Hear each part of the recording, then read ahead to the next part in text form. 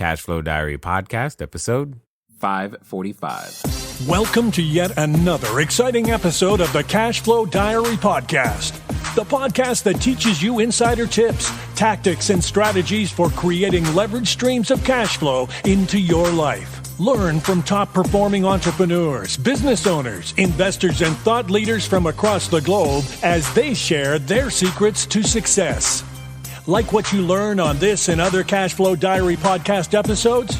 Go to learninvestingnow.com and sign up to receive powerful tips and information that will help you succeed as an entrepreneur and investor. Now, here's your host, investor, entrepreneur, business owner, educator, speaker, author, and master facilitator of Robert Kiyosaki's cash flow game, Jay Massey. All right, ladies and gentlemen, welcome to another episode of the Cashflow Diary Podcast. I'm your host, Jay Massey, and I'm glad that you are here today because when it comes down to it, you and I, we're out there building our business. We are doing our best. Oftentimes, it can feel like we're, swimming upstream.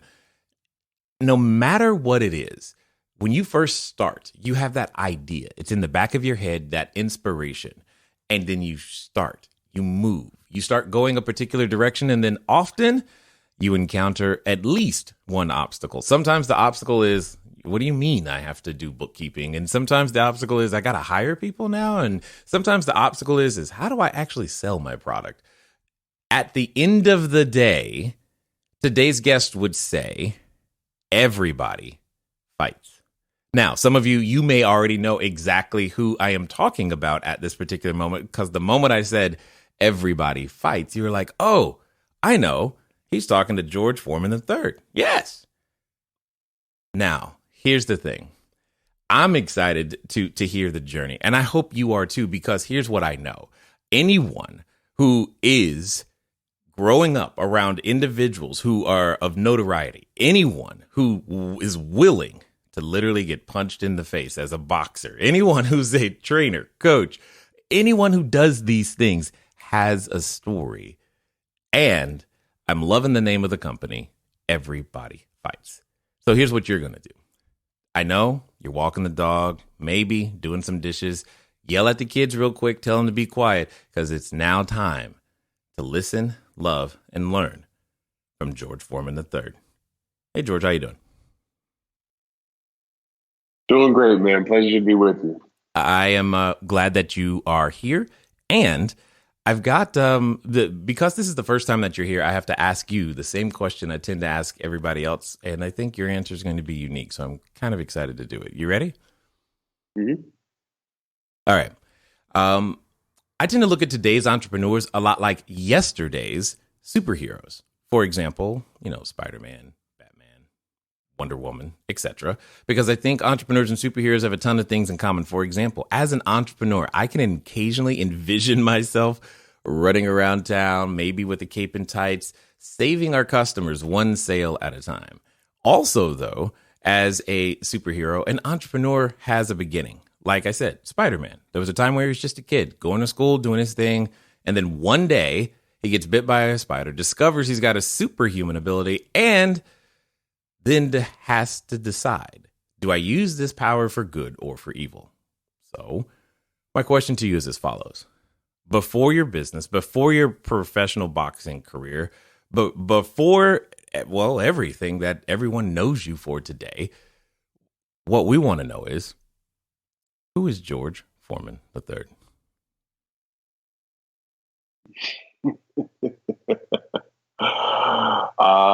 He was really shy, really quiet. When he was 6, one of his cousins told him, you know what? Did you know that you can read too much? Hmm? He remembers getting his first B and he cried. Interesting. Did you say first B? Yeah, first B. It was a B+. Okay. When was that? I was 7 years old. Well, then I didn't get another one. Didn't get another one until I was 17. Okay. All right. So getting a B for you was a traumatic event. Got it. And what I'm now I've got to ask, what class was that in? Oh my gosh. You know what? It must have been math. Okay. Must have been math because math had never, I wasn't a mathematician. It didn't make sense to me. Mm. It's one of the most bizarre things to me is how people can major in math, because I'm like, if you get it that much, how can you understand it that much to say, I want to major in it? And if you get it that much, um, what is it to learn, but anyway, that was always a tough one for me. I had to work my hardest at math to really understand it. So then eventually in college, I started just copying the entire book. And that's what made it click. Got it. I like it. Okay. So from 7 to 17, nothing but A's, and then we got another B. That's good. I mean, that's a good track record. It's not so bad. So and the teachers figured out I didn't know how to do it. I was just copying everything word for word. You had to actually trigonometry. You actually had to think, So. You're like, oh, wait, I wasn't supposed to write down the question too? I did everything. I put down the directions. Yeah, no, totally get that. I understood. Now, side note, by the way, I was one of those math major guys. Moving on, you've done a number of things, and you're in the process of building the brand. What I'm curious to hear, Bo, because when we've talked to other professional athletes, et cetera, from other disciplines, usually football and basketball for sure, there's always this transition. There's always this inspiration. There's this point at which you go, okay, you know what? Yeah, I can do this. Yeah, I can do what I do, but I want to go do this other thing. What I would love to hear is what would inspire you, especially at the time when your career, you were undefeated, to then go, let's go take a different type of risk completely. Where did that come from? You mean the type of risk, the boxing, or? Well, I don't actually necessarily see boxing for you as a risk because you were around. I mean, that was like, the environment. But the fact the matter is when you go to do something outside of that, that's to me would be perceived, I think, as the bigger risk. With Everybody Fights. Yeah, exactly. Yeah. Sorry, my bad. The risk, and I want to make sure I understand the question right, but the real risk is, and I'm going to answer your question, but to me, the real risk is, life passes us by and it doesn't come back. You never get it back every minute and every hour and every moment to spend with people that you want to be around. It comes and it goes and it's gone. And the real risk is spending those times doing things that you're going to look back on your last moments. If you have the ability, the luxury of being able to reflect in your last moments, the risk is looking back and saying, you know what,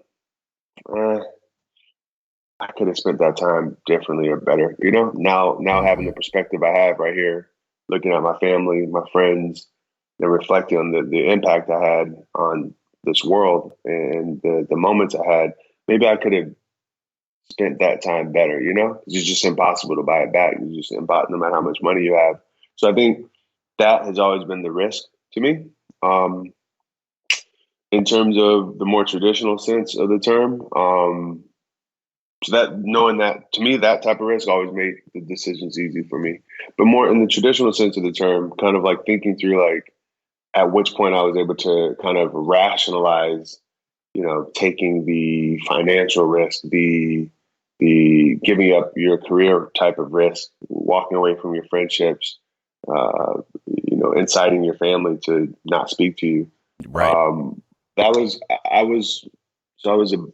been my dad's manager for a long time, done pretty well with that, gained a lot of weight, got into boxing to lose the weight around 25, launched a successful boxing career because I'm crazy. And kind of like the guy that says he's going to go for a hike on the weekend. It's like, you know what? Maybe I'll climb Everest. You're right. And then it was over and I was like, what am I doing? But I had some success and I did love the sport. I love competing and it was fun, and, there's maybe you could make some money, that some of these guys make money. But, I noticed right away that before I would train, and I actually owe a little bit of this to my dad. I hate to give him credit, but I do. When he agreed to train me, he said, if I'm going to train you, you have to train other people. and he had shut down our gym because of unsupervised sparring, the boxing component of our gym, which we'd had for like 30 years of a nonprofit. He said, I want you to bring the boxing program back. You're the only one that can teach it. And I'm like, Dad, I don't know anything about boxing. He said, that's why. I want you to be the only one teaching it. You can only teach them what I taught you the day before. And so I ended up growing a pretty successful USA amateur boxing team. And I would train them prior to 5 o'clock when my dad would come train me. And then after 6:30, I would train them again. And I noticed the difference. Like I did love training as a boxer because of because I wanted to be good at it. But between 5 and 6:30 at night, I couldn't wait for that to be over.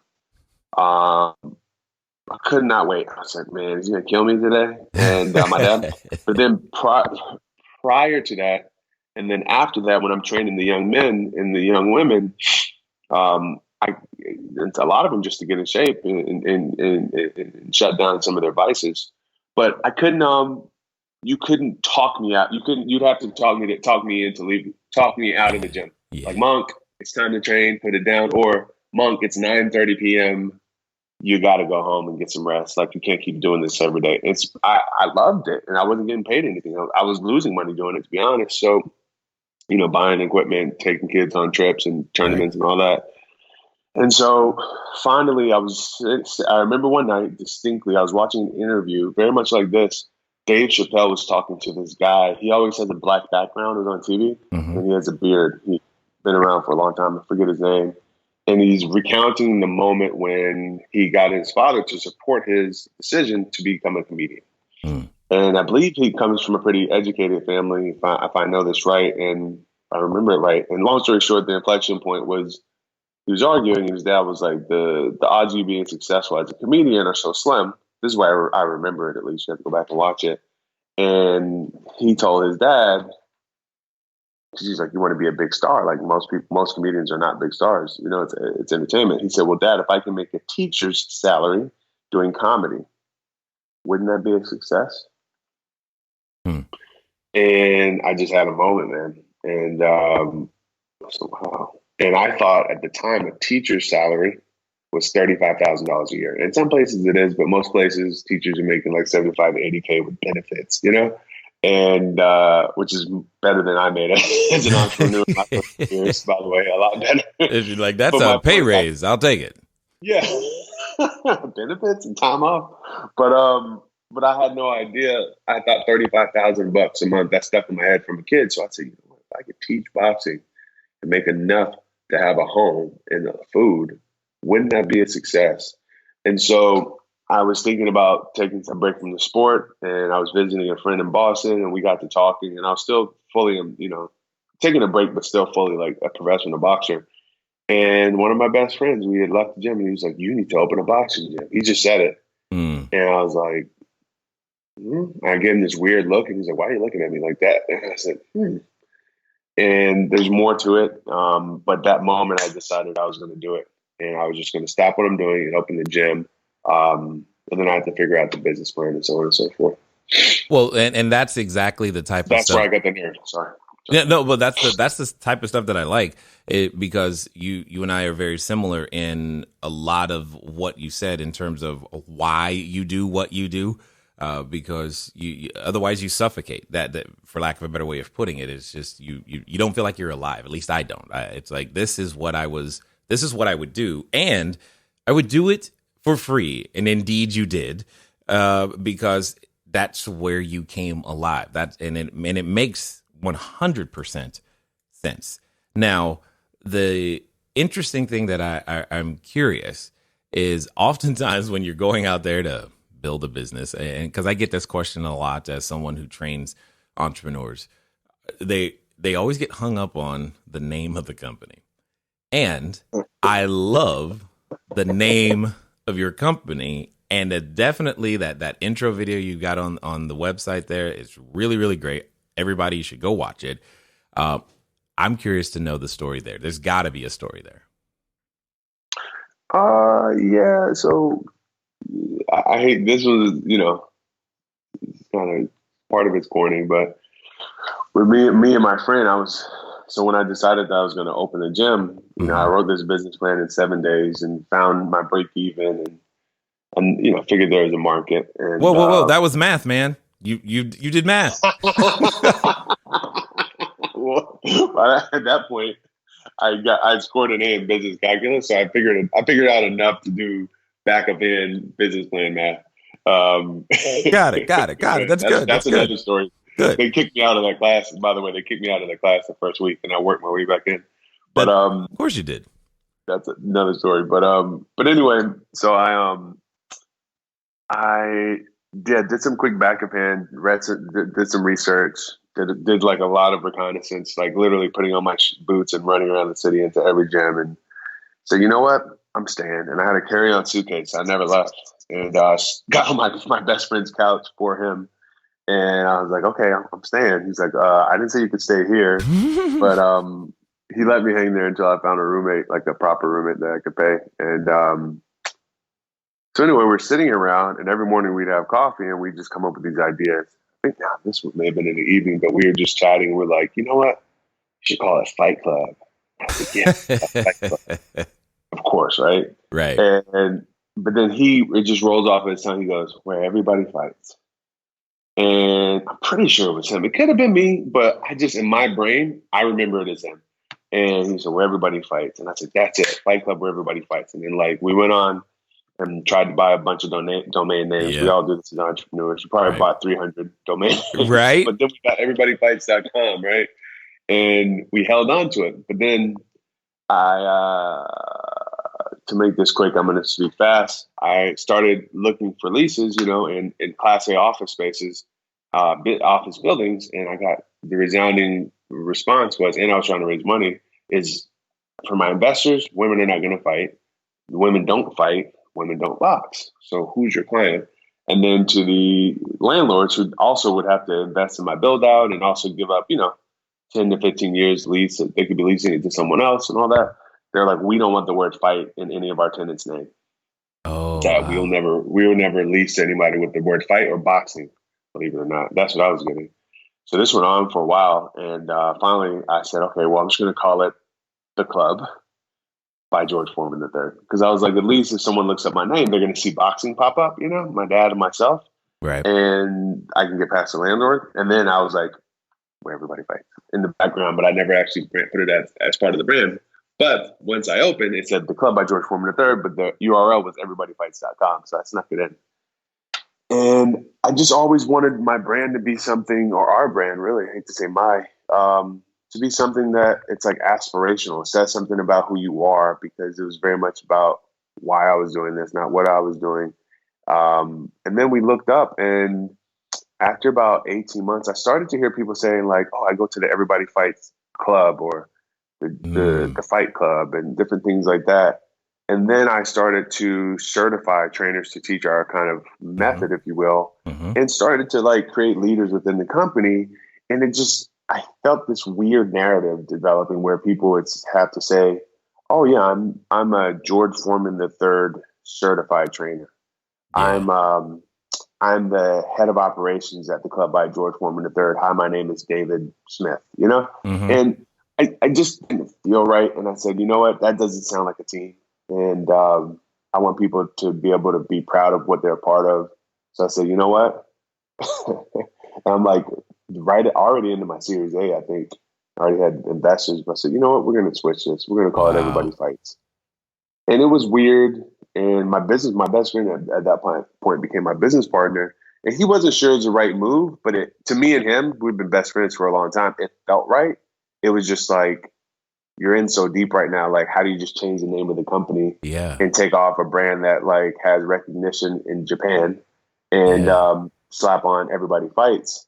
But we felt it was the right move. And we sucked it up and did it. And it was I think it might be one of the brands, I don't know brands that have that many syllables. So there's just a lot of reasons it was the wrong move if you just put it on paper. But in hindsight, to say, I'm an investor in Everybody Fights. I work at the front desk at Everybody Fights. Right. I'm a GM at Everybody Fights. I'm a VP of Ops. I'm a Everybody Fights certified trainer. I'm an Everybody Fights member. I think it just sends the right message. Okay, I'm done talking. No, that makes perfect sense. And I get it 100%. And it's not uncommon for the names to come up in organic, crazy, just not even that like with special ways, because that's how Cashflow Diary became Cashflow Diary too. Is very You know similar what? story. So. Can I say something really quickly about that? Sure. Like, one of the things I've learned, I'm sorry, this comes up a lot when I talk with other entrepreneurs and myself. It's like, at the end of the day, yes, you get to pick your brand. You do. So think about it. Have fun. It's part of, it's part of the journey. But at the end of the day, a brand is what you make of it, Mm-hmm, mm-hmm. And I could talk all about like Apple and Google and Microsoft and, these Zip this and that, like all these like brands that like when you look at it on paper, it doesn't say anything about what they do, but like Google is now a verb. Right. I could say that, right? But the point is, it is what you make of it. There's some outstanding brands, but the company didn't execute. The customer service was poor. The culture was poor, and they represent nothing. In fact, they're negative, and the actual words and how it looked was beautiful. And so if you execute and your culture is on point, your message is on point, and you're consistent and you have integrity, you can make a big brand out of anything, in my opinion. Yeah, agreed, 100%. That often happens when I always think about that when searching through the 300 URLs you were talking about earlier. Yep. You're like, no, this is the right one. I'm like, it ultimately doesn't matter. We've got to get people to go to that URL, whichever it is. We've got to build what it means and what's behind that. Now, when it comes to the being in the fitness industry, did you encounter any headwind? Anyone going, I mean, do we really need another fitness club? I mean, did that actually, were those words that you actually heard? And more importantly, if you did hear them, what did you do? Hey guys, thanks for listening as always, and I'm glad that you continue to support with each and every download and subscription and share. One of the things that I want to ask you, though, is where are you listening to me from right now? I know some of you, maybe you're on a treadmill, maybe you're washing dishes, maybe you're walking that dog, and some of you are actually in a vehicle driving right now. One of the fun things that you can do, get some of your time back, is begin to living a car-free existence. But even then, it can be a little complicated. So one of the things that I want you to do is I want you to go over to Zipcar. Go to joinzipcar.com/cashflowdiary. It's a way that I am able to still go get a car just for a few hours, very, very simply, so that if I have a lot of errands to run and sheets to drop off and running to the short-term rentals, or if I just want to go for a long trip up to LA and back, etc., I can rent a car for a very, very short period of time. And the cool part is I don't even have to pay for any gas. Again, go to joinzipcar.com/cashflowdiary. You know what? I think, your story is different. It depends on who you're talking to, but like to the investor, I said, trust me. I have a hunch. This is 2012. Like there wasn't like all these sexy boxing fitness concepts. And I was like, trust me, the women are going to box, because you have to like point to that because it's just a larger number when you look at men, women and men. And trust me. Number two, but also trust me, I won't take a dime and I'll make, what essentially is minimum wage in Boston until you get all your money back plus 25%, And and I actually was still investing company money into the company in the first 2 years. So like as a trainer, I probably grossed $150,000 just as a trainer, doing PT sessions, teaching classes or more. And I took a max of like, I think $48,000 per year the first 2 years. And I threw that extra $100K back into the company just to get my investors back their money while sleeping on an air mattress for half part of the time. But I think I told them I would do that. So that was my pitch to them. To the member, I said, look, I'm going to have the same showers, same steam room. Everything is Equinox, which is in our market was the nicest brand. I'm going to have a bar, organic, fresh juice. I'm going to have physical therapy. In fact, my equipment, my treadmills, my weights, I don't have a gym where I can handle 5,000 members, but I can help handle 1,200. So my treadmills and everything, they're also good. I'll have enough for you. and it's going to be the nicest in the city. I bought like the most futuristic treadmills with like, 17-inch TV screens and all that stuff. So I have the best cardio, the best lockers, showers, all that. And then downstairs, I have this boxing gym. And, if you don't like it, at least you have the nicest stuff and we're convenient to you. And if you do like it, it's going to change your life. And I'll give you your money back if you don't like it. So that was my story to them. And then to the industry, and I also had a yoga studio when I opened. So a lot of people, I thought that was going to be, now it's more in trend. Back then it wasn't. But, and then to the market, to the industry, I said, why not, but that I just kind of had to prove it. But yeah, I got a lot of pushback, a ton of pushback. I actually had to have community meetings. I had to get the city to approve me putting the gym in the space I put it in. It wasn't easy. No, I that is one of the things that as primarily a real estate guy, I'm always dealing with politicians in some way, shape, or form, because the bigger my idea, the more they want to get involved. And that presents itself with its own challenge. Now, you're mentioning a number of, I guess, different ideas. I mean, first of all, I don't know that I've ever heard of a place where boxing and yoga happen at the same time under the same roof. So that's unique in and of itself. What are some of the other unique things that you guys have been able to do that I guess maybe now, because you've now established, hey, this works, you're probably beginning to see other people go, sample that idea for themselves? What are other? Can you say that one more time? What are things that are working? I'm curious to know, if you're willing to put yoga and boxing under the same roof, I'm curious to know what are some of the other things that you go, you know what, I think this will work, that probably haven't been done or been done the way that you guys do them, and because I think more people would be inspired to go and say, you know what, I'm going to try my unique thing too. Yeah, I think when you sign good rent deals, right? Math again, right? Occupancy costs, lease terms, and all of which I learned from my business partner. But when you sign good rent deals and you watch every penny, you can take chances, Like if you can find break even and you can find profit margin, you can take chances. So I think that has to always come first, Mm-hmm. If you want to experiment, right? If you want to experiment past what at a base level will work. Coming out of the gate, we had our initial class list was we didn't have a boxing class really. We had a boxing S class, but we had Pilates, yoga, and I had cycling all in one room. And I had core classes, and I also had prenatal yoga. Right? Wow. This is day one. Wow. Yeah. So then outside that room, I had a 12-station circuit, 5 people per station. We had rowers, bikes, jump rope, battle ropes, heavy bag, body uppercut bag, doubling bag. It's like a little peanut bag, speed bag. Then I had suspension training, kettlebell training, stability training, and I had turf. So no one had ever seen a 6-headed beast like that either, And yeah, and then at each station I had signs that tell you what to do at each station. I wrote it down. I wanted to do TV screens, but somebody actually shot me with a dart and said, lay down for 2 days and before you make us lose all our money. Yeah. And, but anyway, I put boards at each station telling you what to do. And that was called our workout of the week.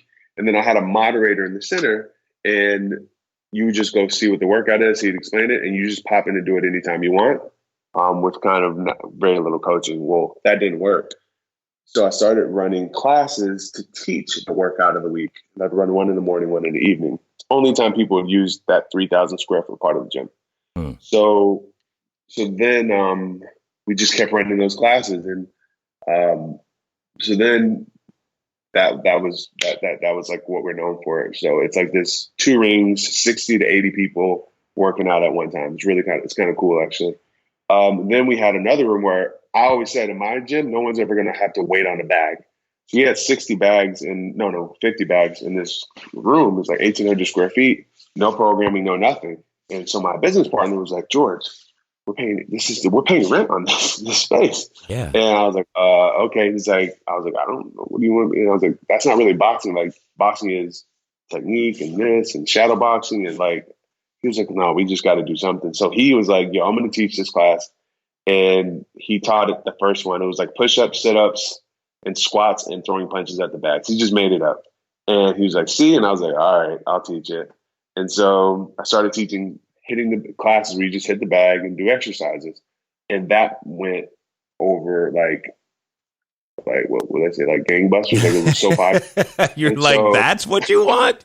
You like that? yeah. There wasn't even a door in the classroom. Like there was only the yoga classroom had a door. Everything else was just like this big open space. And I was like, y'all like that? So put a little music up and get a little microphone, start writing workouts. And within a year, we won 18 months, I guess, best gym in Boston.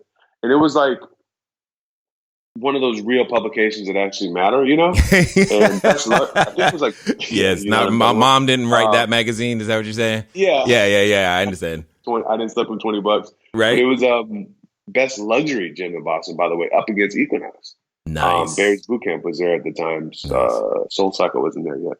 So anyway, a lot of people don't understand that. And then I actually, because there was so much demand for those things, I weaved out yoga and Pilates a little bit to that, because I actually always wanted that, but I just didn't have enough space to handle the demand for boxing and circuit training.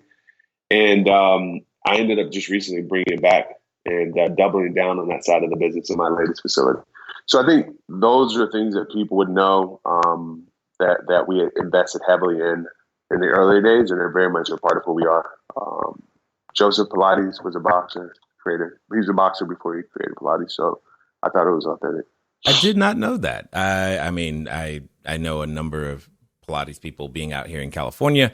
I didn't know he was a boxer before. I did that. That's interesting.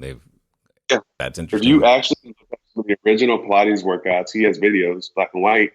They're you see Pilates movements, and then they get up and they throw punches. It's all part of it, authentic. Awesome.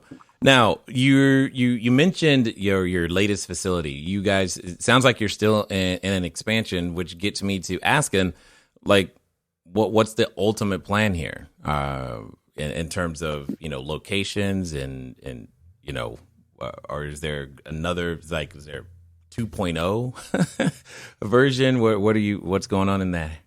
I don't know, man. I think things are changing quickly. The way people consume are changing. I think there's this is my corniest line, but I mean it. Like there's two parts. There's bottom line, profit, and there's bottom of your heart, right? Bottom line, it's distributing our content. We teach 140 classes a week per facility. And the reason I do that is so that I can make money, because I have to pay my investors back at some point, right? Mm-hmm. I have to make money, so we can actually make money at $12 a visit on average. Now in boutique fitness, we have 4 studios now under one roof. Usually there's one studio. They can't make money unless they're averaging like $20 to $25 a visit, sometimes $30 a visit in New York, which means they have to pass it on to the consumer. For us, we can make money at 12. If we're really busy, we can make money at 8 because I can handle 200 people per hour. So I think figuring out how do I play more into that and essentially slowly make fitness free is my goal. Now, that doesn't mean everybody deserves access to it if they're going to be a riffraff, No. But I think it needs to be free. And so I'll give you some numbers really quick. So this is bottom line, because I think it can be profitable, even though it's free to the consumer. So I have a facility that does $3 million in revenue, one of my facilities, and $1 million in profit. And we're probably paying, I can't tell you what we're paying in rent and all that, because I get in trouble. But the point is we charge our members $155 a month, right? Mm-hmm. So if I were to say, hey, let's charge $100 a month or $80 a month, like I said, I put millions of dollars into the facility, so I have to get that back, obviously. My point is, from a cash on cash standpoint, if I were able to find a way to say, hey, we're going to charge half that, right? That means essentially, just making quick numbers, I'd make half the amount of profit. So you make like $500,000, right? Then I'm doing it at like, $60, $65, 70, or no, it's really like 75. So anyway, the point is, now I'm at 75 and I'm still profitable, right? So then I say, let me take it a step further. Let me do it for half of that, right? 35-ish, whatever. You know me in math. So now I'm still profitable, right? $40 million. Yeah. Not bad. Not bad day. Okay. Now, what if I just wanted to break even, right? You start doing the math and say, okay, now I'm at break even, and maybe I have I have some rule where, you have to be spending, in order to get it for free, you have to like spend your money on groceries at Whole Foods or whatever. There's some rule. The point is to qualify people, right? Mm-hmm. I know it can be free. And then I start saying, okay, well, Under Armour, Nike, Adidas, Right. like you guys make money when we motivate people to get in shape, because then they start buying new shoes, they start buying athleisure wear, and so on and so forth. All these supplements and home meal delivery companies. Well, why don't you guys just sponsor our facility, right? And you start to create a narrative where, hey, instead of waiting till we get people to like the market, right? Because we're the ones motivating them to engage in health and fitness. How about you partner with us, right? And you'll be the first one they go to because you're in our facility. And I think my point is, I know there's some margin there to make this thing free for the consumer. And it really bugs me that I haven't stopped what I'm doing to figure that out. But it has to be craftily done to make sure the community's right, And I think this can be widespread across multiple communities. And then if you call it a nonprofit and just say, hey, we're not here for profit, even though we need to, cover the bills, and we get some support from the city, government, and sponsors, I just think fitness should be free at our level. Premium fitness should be free. So that's where I'm headed. And I guess that's where you start commingling the bottom line and the bottom heart. Yeah, no, I like it a lot. I've always talked about doing well or you can do good and do well at the same time. They're not mutually exclusive. However, the one thing that I was thinking about when you were talking is, are you familiar with Jevons paradox, the economic concept Jevons paradox? No, tell me about it, please. Well, basically, what in general terms, what it simply means is that the more available or the more accessible a particular resource or something gets, the greater the demand. Meaning, I'll take a very easy one. Take cell phones, for example. At first, they were really, really expensive, but as it got cheaper, the demand for them grew. So yes, while on one hand, you may be cutting the price in terms of what it costs to the consumer, on the other hand, I think you'll have increased demand, and in fact, which can outweigh the decrease in price, so much so that you actually don't lose profit just because you cut it in half, because the number of customers will not stay static. Jevons paradox, Jevons paradox. So Well, yeah, no, I love that. I'm gonna look it up. And part of my frustration is Planet Fitness is making money hand over fist, and they should. It's a good business model, but they perform based on the theory that people are going to pay for it and not show up. And if they all showed up, they go out of business, right? And so our question is, how do we give them premium experience and hope they show up, right? Which means I need to be able to process 200 to 300 people per hour efficiently, which we figured out. So now, anyway, I dig it, man. Well, I think it's fun to, and you're stepping into the world that I get familiar with when you start talking about utilization, because I think that's what your business partner is talking about, because that's what I'm always looking at. Yeah. It's like, are we utilizing every piece of the square footage that we've got? And when it comes down to it, I think it becomes a utilization question in terms of getting really, really efficient on the exact floor plans and how much square footage you need to be able to achieve that, so that you can always make that go, and which can lend itself to some sort of on-demand use of a facility in some way, shape, or form. If something like that is possible, could probably give you that flexibility to make it happen.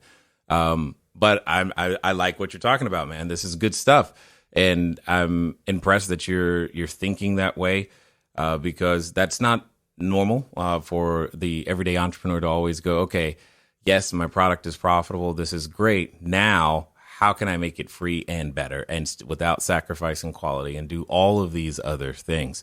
Which gets me to the question, you said something, it should be free.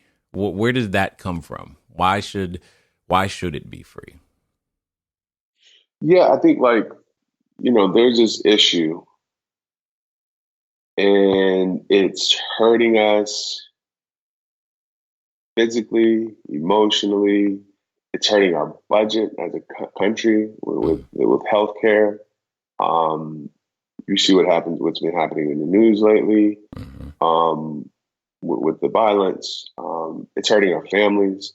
It's hurting our productivity in work. There's a loss to that productivity. It's hurting a lot. It's destroying families and it's overtaxing our jail system, our prison systems, which is all messed up, and it's overtaxed. It's so on and so forth. And I think it all ties back to mental health, and the support there hasn't been, I don't know, man. Like we landed on the moon 45 years ago, 50 years ago, whenever it was. I think it's a situation that can be tackled, mental health, and also tackled in a way that acknowledges the different degrees of it. Like, just because I'm not in the hospital physically, if we use an analogy, right? I'm not on my deathbed, or I'm not, I don't have a terminal disease, or I don't have a broken limb. That doesn't mean my hormones aren't all out of whack. My blood pressure is in a bad place. I'm overstressed. That's poor health, and it's all affects your mental health. I have anxiety. I freeze when I'm supposed to, perform. All that is on the spectrum of mental health. And I think with better mental health, we have a better society as a whole, generally speaking, right? I think it's fair to say that. And if we were going to make anything free, I think something that has been proven scientifically to have a direct effect, positive effect on mental health, more sustainable, generally better than medication, because, if you get off it, go wacko, I hate to make a generalization, but some of these medications, like, they help you, which is great. And some of us have to stay on them, but some of us take the medications at times where we just can't handle life for that moment. And then when we come off, it throws us off worse than we were before. Right. Right. And so I've experienced that with personal family members. And so my point is knowing that fitness and movement and community and connectivity and sweating, just for the purpose of mental health, can have a dramatic effect on the budget. The budget of running this country, violence, prison systems, family, productivity in the office. Why not make it free? Are you kidding me? And it's fun. Yeah, it's within our reach. I like it. Well, no one's been brave enough to actually put that idea out there, let alone come with, tangible proof, because that's one of those things that matters to making sure that the marketplace is willing to support it. And in your particular industry, there's such an upfront startup cost that's ginormous. Oh my God! So there's just just saying that. Go ahead.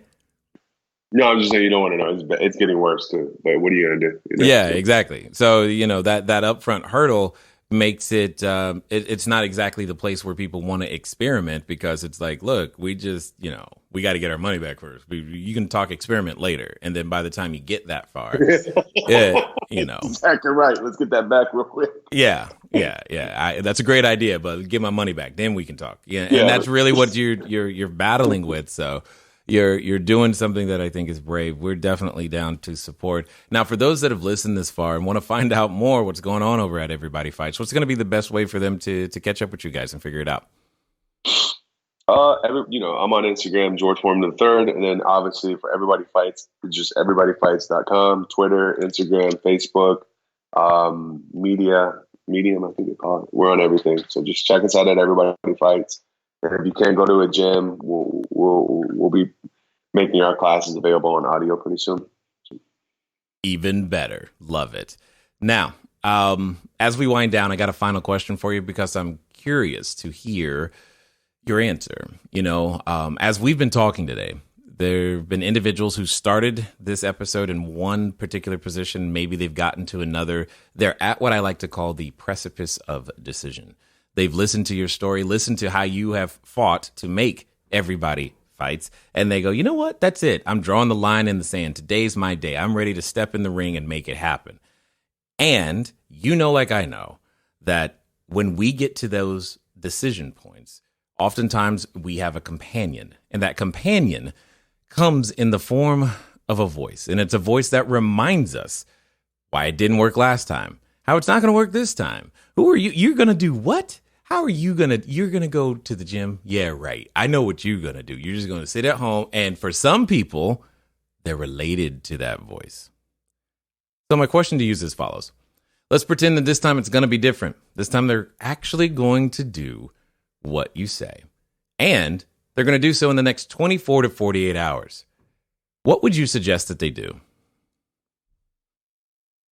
To someone who's kind of at that juncture that I was with Everybody Fights? Is that the question? Yeah, because there's a number of entrepreneurs that are listening that they're feeling like, okay, I need to do something. I need to make my thing happen. Or there's someone listening who's like, you know what? I do need to get back in the gym. But they got that voice sitting there right there on their shoulder in their head. So what do they do this time that's going to make it different?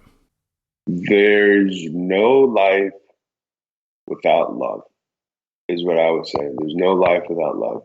And, you know, that can be obviously love, a significant other. Yeah, family. It's all about family at the end of the day, they say. But I think if you can't wake up in the morning and love what you do, just remember that you're choosing not to live. And it's going to show up one day.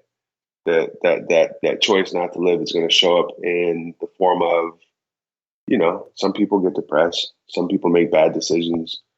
You know, get a cigarette or, you know, I don't know, but it's going to show up somewhere, you know, and, yeah, you know, eating, you know, people have different ways, but it's going to manifest itself somewhere. It's going to sprout when you're not living, right? I don't know why life is like that, when you're not loving what you do.